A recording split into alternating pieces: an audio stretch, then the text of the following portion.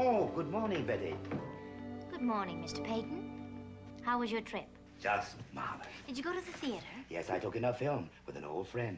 Well, it seems to have agreed with you. I mean to do it more often. Would you like some iced coffee? Why can't we wait for Stephen? He's already gone. At 8:30? He had to meet a client. Ah. You sit down and I'll get you some iced coffee. Oh, Betty, bring an extra glass for Weber. He could use a cool drink after that long drive.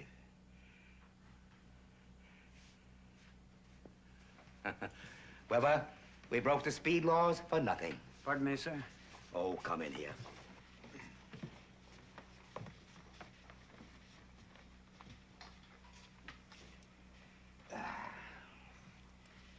Well, sit down, Weber, sit down.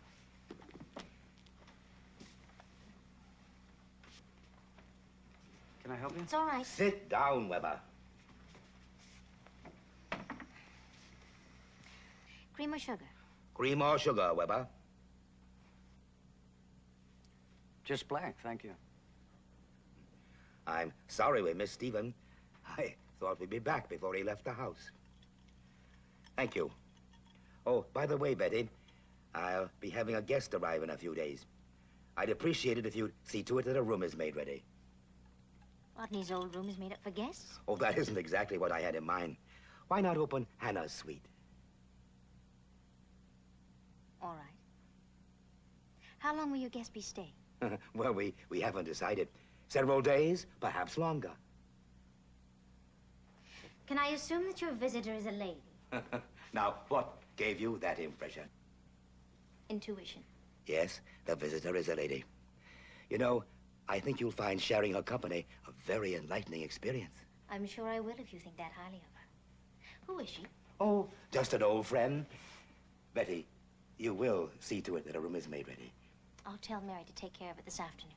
But I'd rather you took care of it personally, Betty. And Weber, if Mrs. Cord needs assistance, will you help her? Such things as arranging the bigger pieces upstairs? Be my pleasure, sir. Thank you.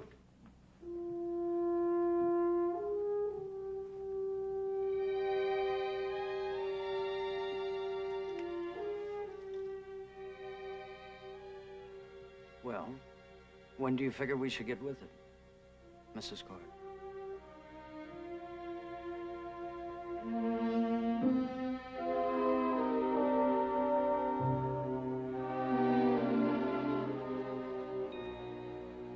People ought to slow down and be a little patient. Then things wouldn't come apart all the time. That's the way Elliot does everything, in a hurry. Always in a hurry. No wonder they come apart. Like now, for instance, there's no use of him being down at the police station. They're not going to let him ask Chandler a lot of questions. He knows that, but he's down there anyhow. Well, I guess that'll stay together.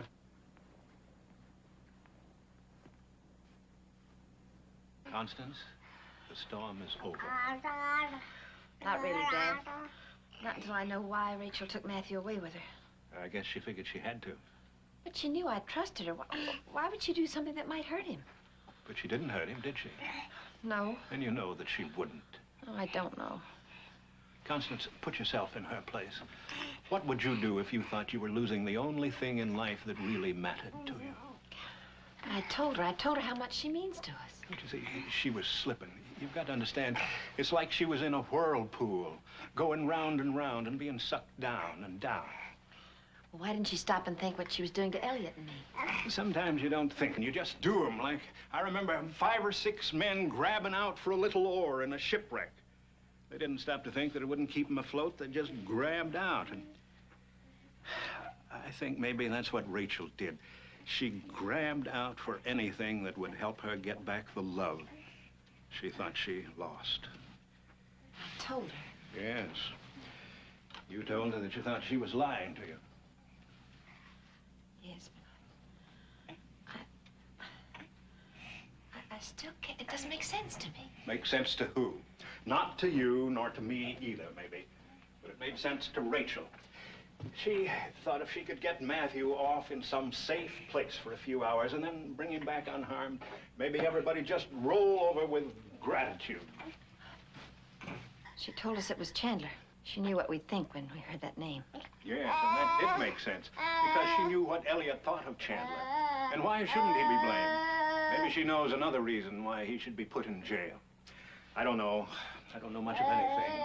But I do know people, Connie. And I say that Rachel did what she did because she had to, and Matthew was just as safe with her as he is in your arms.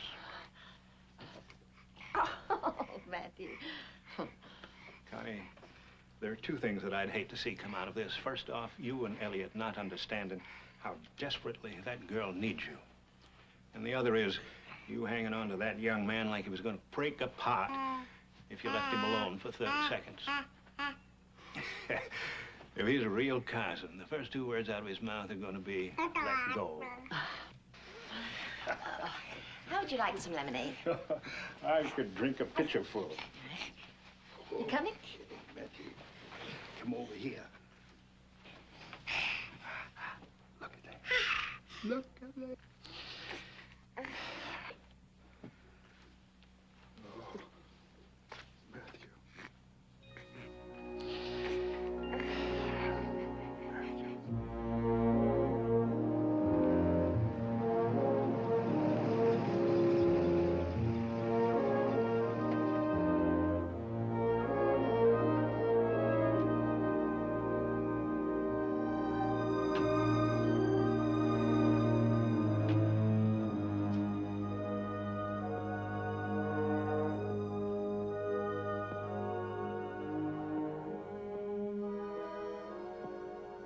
Mike? Oh, no, thanks. Why don't you two go grab a cup of coffee at the inn? I'll call you when they get around to him.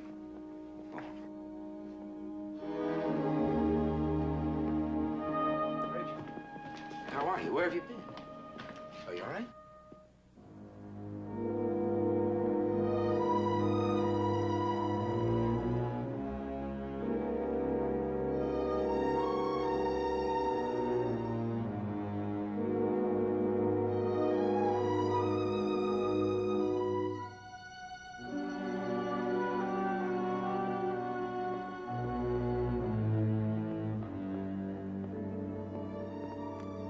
Rachel?